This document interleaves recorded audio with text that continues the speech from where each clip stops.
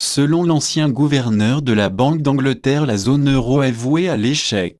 Du jamais vu dans la haute finance mondiale, l'ancien gouverneur de la Banque d'Angleterre, Lord Mervyn King, annonce publiquement que la zone euro est vouée à l'échec et va aller de crise en crise jusqu'à sa destruction. L'économiste britannique Mervyn Alistair King n'est pas un économiste comme les autres. Il a été anobli sous le titre de Lord Mervyn King, baron de Ludbury et décoré de l'une des plus prestigieuses décorations britanniques, chevalier Grand-Croix de l'Ordre de l'Empire britannique. Qu'est-ce qui lui a valu tous ces honneurs? Principalement le fait qu'il a été le gouverneur de la très puissante Banque d'Angleterre du 1er juillet 2003 au 1er juillet 2013, soit pendant une décennie entière. Cet homme, qui a donc été l'un des banquiers centraux les plus chevronnés du monde, et de l'une des plus grandes banques centrales de la planète, aujourd'hui à la retraite, il a 67 ans, vient de sortir un livre,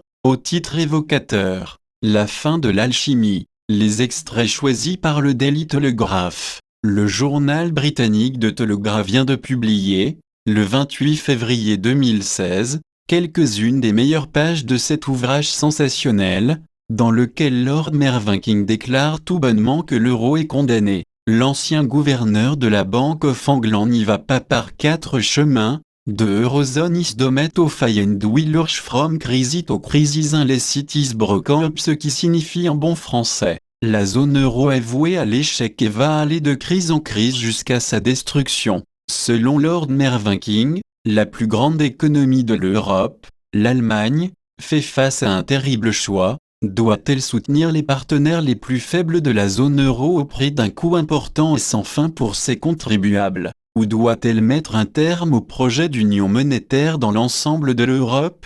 Pour le banquier central, le seul moyen dont disposent les pays faisant face à l'abîme d'arrêter l'austérité écrasante est le chômage de masse perpétuel, avec aucune fin en vue de la charge de la dette des pays débiteurs, et qu'il abandonne l'euro. Et Lord Mervyn King de poursuivre, le contre-argument, que la sortie de la zone euro pourrait conduire au chaos, à la chute du niveau de vie et à l'incertitude quant à la survie de l'union monétaire, a un poids réel. Mais quitter la zone euro peut être le seul moyen de tracer l'itinéraire de retour à la croissance économique et au plein emploi. Les avantages à long terme l'emportent sur les coûts à court terme. Les pays hors euro ne sont pas partie prenante à ce choix, mais ils peuvent encourager l'Allemagne, et le reste de la zone euro, à y faire face. Source: cette série d'arguments n'est pas en soi une chose nouvelle. De nombreux économistes et universitaires,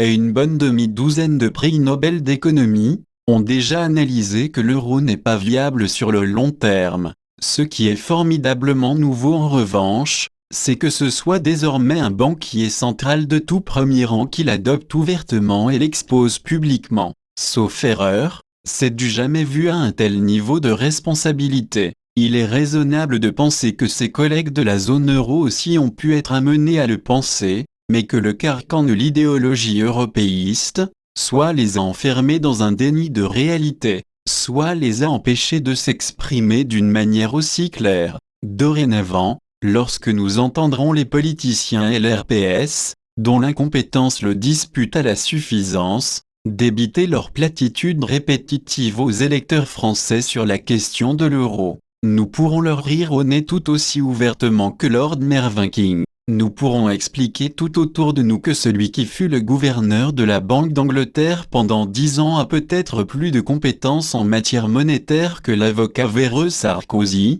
le repris de justice Juppé, l'apparatchik du PS Hollande, le verbeux Bayrou, ou le conseiller en communication Valls. Et nous pourrons aussi rappeler que ce que dit l'ancien gouverneur de la Banque d'Angleterre a été inlassablement répété, et depuis longtemps, par un parti politique systématiquement privé d'accès aux grands médias nationaux parce qu'il dit la vérité aux Français, le nôtre, François Asselineau et Vincent Brousseau. Ci-dessous quelques extraits complémentaires du livre de Lord King. Le problème de base que pose une union monétaire entre des États-nations différents est étonnamment simple. En partant de différences de taux d'inflation prévisionnels, qui résultent d'une longue histoire des différences des taux réels d'inflation, Un taux d'intérêt unique conduit inexorablement à des divergences de compétitivité. Certains pays sont entrés dans l'Union monétaire européenne avec un taux plus élevé de salaire et d'inflation des coûts que d'autres. Le taux d'intérêt réel, taux nominal d'intérêt moins taux d'inflation prévu, a donc été plus faible dans ces pays que dans les autres avec une inflation plus faible. Ce taux réel inférieur a stimulé la demande et poussé à la hausse des salaires et l'inflation des prix plus loin. Au lieu d'être en mesure d'utiliser différents taux d'intérêt pour ramener l'inflation au même niveau, certains pays ont donc vu leur divergence être exacerbée par le taux unique. La perte de compétitivité qui en a résulté entre les membres du sud de l'Union monétaire d'un côté et l'Allemagne de l'autre est grande, même en tenant compte de la surévaluation du Deutsche Mark quand il a intégré l'euro. Cela a augmenté les déficits commerciaux de plein emploi, l'excédent des importations sur les exportations quand un pays fonctionne à plein emploi, dans les pays où la compétitivité s'est affaiblie, et l'augmentation des excédents commerciaux dans ceux où elle s'est améliorée. Ces excédents et ces déficits sont au cœur du problème aujourd'hui. Les déficits commerciaux doivent être financés par des emprunts à l'étranger, et des excédents commerciaux sont investis à l'étranger. Des pays comme l'Allemagne sont devenus de très grands créanciers, avec un excédent commercial en 2015 qui avoisine les 8% du PIB, tandis que les pays de la périphérie sud sont devenus des débiteurs substantiels.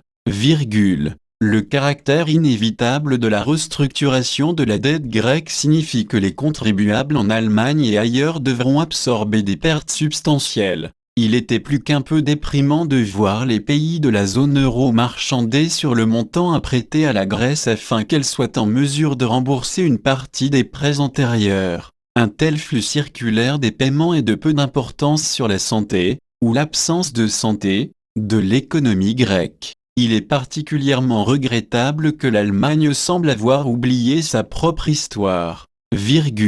Pour parler sans ambages, l'Union monétaire a créé un conflit entre une élite centralisée d'une part, et les forces de la démocratie au niveau national de l'autre. Cela est extrêmement dangereux. En 2015, les présidents de la Commission européenne, du sommet de l'euro, de l'Eurogroupe, de la Banque centrale européenne et du Parlement européen, l'existence de 5 présidents témoigne des talents bureaucratiques de cette élite, ont publié un rapport plaidant pour une union fiscale dans laquelle les décisions devront de plus en plus être prises collectivement et en soutenant implicitement l'idée d'un ministre des Finances unique pour la zone euro. Cette idée de transfert de souveraineté en catimini à un centre non élu est profondément viciée et se heurtera à la résistance populaire. Pour apaiser les tensions, les élites en Europe, aux États-Unis et dans les organisations internationales comme le FMI, ont promu les opérations de sauvetage et le passage à une union de transfert comme solution à la crise. Mais tout cela n'a fait que semer les graines de la discorde en Europe et apporter un soutien à ceux qui étaient auparavant considérés comme des partis et des candidats politiques extrémistes. Et tout cela va conduire non seulement à une crise économique mais aussi à une crise politique. En 2012, lorsque l'inquiétude sur la dette souveraine de plusieurs pays de la périphérie était à son comble, il aurait été possible de scinder la zone euro en 2 divisions, certains membres étant relégués temporairement en 2e division, avec la perspective clairement annoncée qu'après une période de convergence réelle, disons de 10 ou 15 ans, ces membres seraient promus en 1re division. Il est probablement trop tard pour cela maintenant. Les différences sous-jacentes entre les pays et les coûts politiques liés à l'acceptation de la défaite sont devenus trop grands. Cela est regrettable, tant pour les pays concernés, parce que la promotion parfois prématurée peut être un malheur tandis que la relégation peut y offrir un nouveau départ, et pour le monde entier parce que la zone euro est aujourd'hui un frein à la croissance mondiale. L'Allemagne fait face à un terrible choix. Doit-elle soutenir les partenaires les plus faibles de la zone euro au prix d'un coût important et sans fin de ses contribuables, ou doit-elle mettre un terme au projet d'union monétaire dans l'ensemble de l'Europe ?